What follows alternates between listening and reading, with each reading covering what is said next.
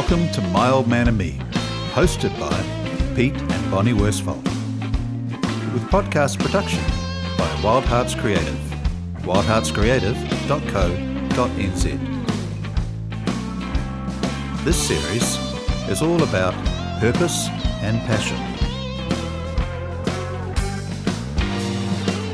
A different guest each week will tell us how they discovered their own purpose and passion. And to connect with Pete, go to petetalktherapy.co.nz. Hello and welcome to our podcast, My Old Man and Me. I'm Bonnie. And I'm Pete. And every week we'll be having a different guest, interesting guest, talking about the topic of Purpose and passion. So I'm Pete. I'm a qualified counsellor. I've been a counsellor for 12 years. I'm into yoga. I love exercising. I believe in holistic fitness. That's the whole person. I'm a moment person. I'm a musician. I'm just come out of the studio for the first day of recording. So that's me. I like all sorts of stuff. Bonnie, what about you? So I grew up in Northland. I've been Dad's daughter for... By the way, I'm an orphan. So my background is initially in the creative arts. So I've done a certificate in performance art, music. I've also done a diploma in theatre and screen. And I'm a fully qualified hairdresser, and I've been doing that for about 13 years now. Currently, I am looking after my mum as an occupation. So without further ado, we'll introduce our first guest.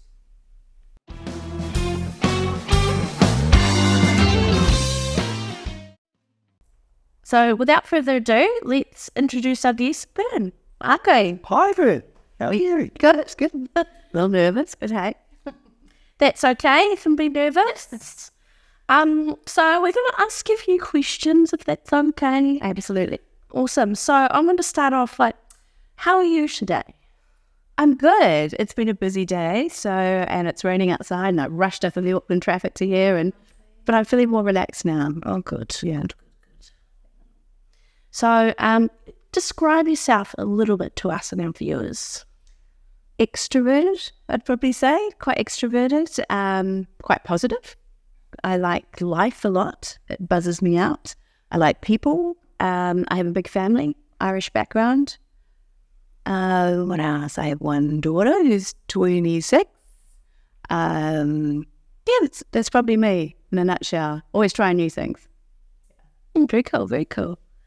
So, other than your family life, which is probably busy, what's happening in your life at the moment? What's exciting? I've just come back from holiday, which was really exciting. I went to Europe, and now I'm back at work. I've just bought a house, and that's a house I want to create as a family space, and it's starting to happen now. Like, my mother lives with me, my sister lives across the road, her daughter's there, her partner, baby daddy's around the corner, and so everyone congregates at the house, which is what I wanted to create. Mm-hmm. And my work, I love my job, really love my job, so things feel good. Yeah. What is your job?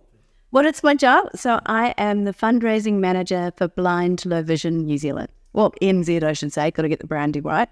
So I make sure the money comes in so we can provide services to blind low vision New Zealanders. Wow. Mm-hmm. It's amazing. It's very cool. Yeah, I really love it. It's a great place to work. Yeah, makes me happy. How come we got to that stage where you're working with blind? My sister's low vision. She's blind. Well, she's legally blind, low vision. So I grew up in that environment a little bit. So I was always aware of looking out for her, crossing a road. Can she see? Can she read a menu? And then I sort of fell into the charitable sector because I guess I need to believe in what I'm doing from a work perspective. And it was a natural fit to go to Blind Low Vision New Zealand. So I'm quite passionate about my job. And sometimes I think that helps because working in the charitable sector can sometimes be quite hard. You have to be quite resilient. And it's because I believe in what I'm doing and I see the impact it has on people's lives, that changes the resilience level for me. Right. Yeah. So it's not always been easy for you in family situation? Oh, whoa.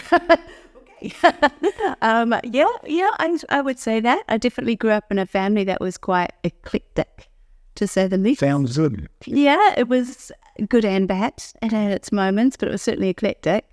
And then I had my daughter quite young. I was 22, and it was not a planned pregnancy. But I'm very grateful for it. Yeah, so there has been moments that weren't linear as other people would have their lives. Right. Yeah. So tell us a little bit about your background and where did you grow up, about your youth? Did you have any mentors? Or I grew up in Blockhouse Bay in Auckland, and my parents were first generation New Zealand. I'm first generation. They were the first generation to come out here, Irish, Scottish. So still grew up in a very Irish family, communal way. Very involved with the Irish Club, Catholic school, all those wonderful, terrifying things. I'm the oldest of 4 sisters, 4 girls, and I'll do the nutshell version. So my parents were married, it didn't work so well, and then they split up. Don't know if we need to go into that story because it's actually quite interesting. My best friend at school, her parents and my parents became quite good friends, and then they swapped partners. Interesting.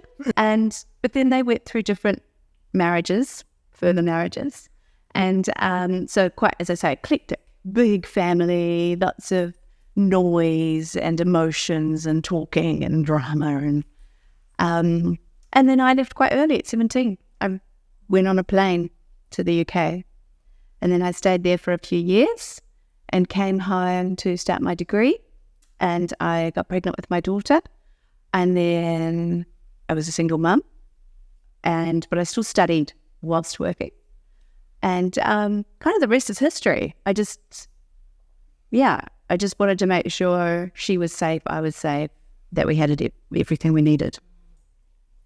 so would you say, like, when you kind of left at 17, was that your kind of first memory of like independence, or Independence, maybe. I would say my first memory of independence would have been when I had my daughter. My grandmother was a huge part of my life, and I actually lived with my grandmother from the age of 12, and other family members, kind of fun-eyed, really. And so for me, there was always lots of family around, but my grandmother was the most important person. She was strong. She was a warrior. matriarch? Absolutely a matriarch. And I had Oisin, my daughter, and my grandmother was always my solid rock with me. Yeah. And she was killed in an accident, just out of the blue. And I suddenly was with my daughter. And I had never just been me and my daughter. How was that for you? Heartbreaking, but at the same time, no offense to my grandmother, I adore her, but I suddenly had this independence where I could be the mother. There wasn't a whole lot of other people involved. And that was my first taste of real independence. I am someone's mother.